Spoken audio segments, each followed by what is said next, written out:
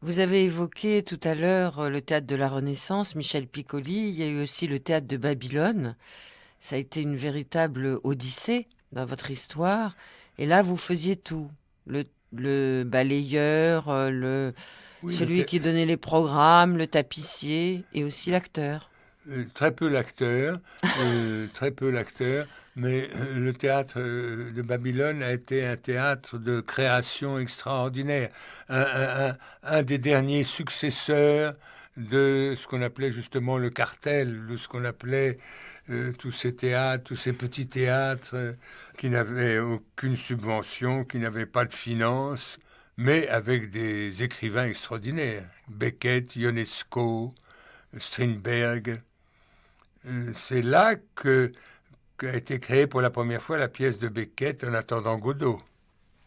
Et je me souviens de l'événement car ça a été un grand succès pour ceux qui écrivaient dans les journaux et pour ceux qui venaient voir et pour tous les gens de théâtre, c'était une révélation extraordinaire, Beckett.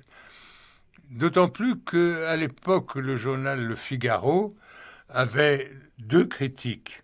Un qui écrivait dans Le Figaro et l'autre, le second, qui écrivait dans Le Figaro littéraire. Celui qui écrivait dans Le Figaro s'appelait Jean-Jacques Gaultier et celui qui écrivait dans Le Figaro littéraire s'appelait Jacques Lemarchand.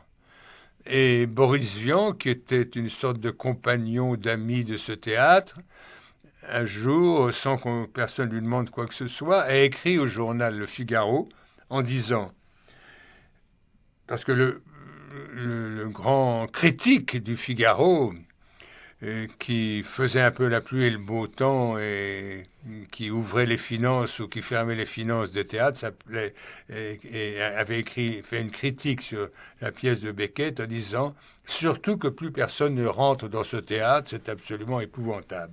Et l'autre critique, dans le Figaro littéraire, avait fait une critique sublime en disant que c'était une révélation extraordinaire.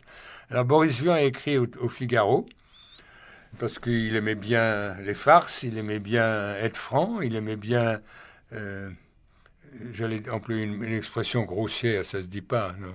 On peut employer une Si, grossière à la radio. oui. Il aimait bien foutre la merde, quoi. Et il a écrit à Jean-Jacques Figaro en disant, vous, ce journal si riche qui peut se permettre d'avoir deux critiques, un imbécile et un intelligent.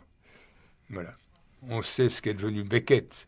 C'est un phare, c'est un phare de l'écriture, c'est un phare du théâtre. C'était un homme que j'ai fort peu connu, mais d'une élégance, d'un secret, d'un humour, d'une beauté tout à fait extraordinaire. Il était aussi beau que ce qu'il écrivait.